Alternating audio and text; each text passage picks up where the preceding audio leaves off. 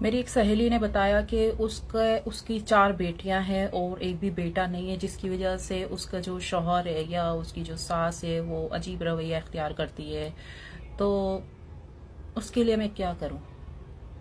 میں کہتی ہوں یار یہ تو جہالت ہے، میں اس کے بارے میں کیا کہوں؟ ہے ہی جہالت۔ ہاں، اگر میں خود مرد ہوتی تو اور میں تمہارا ہسبینڈ ہوتی تو یہ بات نہیں سمجھ سکتی۔ اب ان لوگوں کو سمجھانا، جاہل لوگوں کے سامنے انسان کیا بات کرتا ہے، لیکن اولاد ایک مرد کے لیے ضروری ہوتا ہے،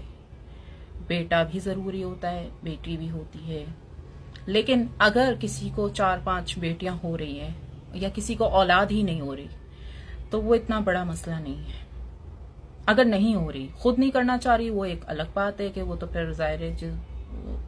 فیملی پرسن تو ہمیشہ بچے چاہتا ہے، جو فیملی ٹائپ عورت ہوتی ہے وہ ہمیشہ بچے چاہتی ہے تاکہ اس کی نسل اچھی رہے، ایک بانڈنگ رہے،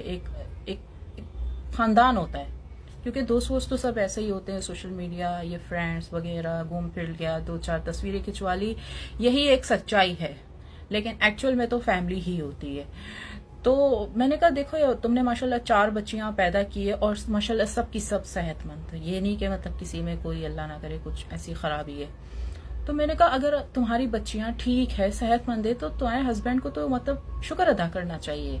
ورنہ جن کے بچے بیمار ہوتے ہیں وہ تو پیرنٹس تو ختم ہو جاتے ہیں ان کا علاج کر کے، ٹینشن الگ، یہ وہ، ظاہر جب بچہ بیمار تو آپ بیمار، کیونکہ جو بچہ ہوتا ہے وہ بھی آپ کے جسم کا ایک حصہ ہوتا ہے، آپ کی زندگی کا ایک حصہ ہوتا ہے۔ تو کہنے کا میرا یہ مقصد ہے کہ اگر آپ کی بیٹیاں ہو رہی ہے یا خالی بیٹے ہو رہے ہیں یا آپ کا ہو ہی نہیں رہا کچھ بھی اللہ کی طرف سے، تو اس بات کو اتنا بڑا ایشو نہ بنائیں۔ خاص کر میں مردوں کو بول رہی ہوں کہ وہ کہتے ہیں کہ صرف تم سے نہیں ہو رہا ہمارا بیٹا، ورنہ ایکچوئل میں تو ہمیں ہو جاتا کسی اور سے، تو ایسی کوئی بات نہیں ہے کہ اس سے ہی نہیں ہو رہا کسی اور سے ہو جائے گا۔ آج کے زمانے میں، اور یہ بات شروع سے ہی غلط ہے، لیکن آج کے زمانے میں تو آپ سب کچھ سوشل میڈیا پہ دیکھتے ہو کہ کیا صحیح ہے، کیا غلط ہے، کیسے فیملی بنتی ہے، کیسے آگے بڑھائی جاتی ہے اور کس چیز کو زیادہ امپورٹنس دینی چاہیے۔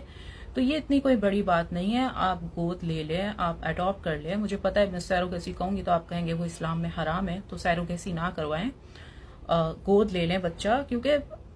گود لیے ہوئے بچے سے بھی تو آپ پیار جتا سکتے ہو نا، مطلب اس کو اپنا بنا سکتے ہو، پیار جتا سکتے ہو۔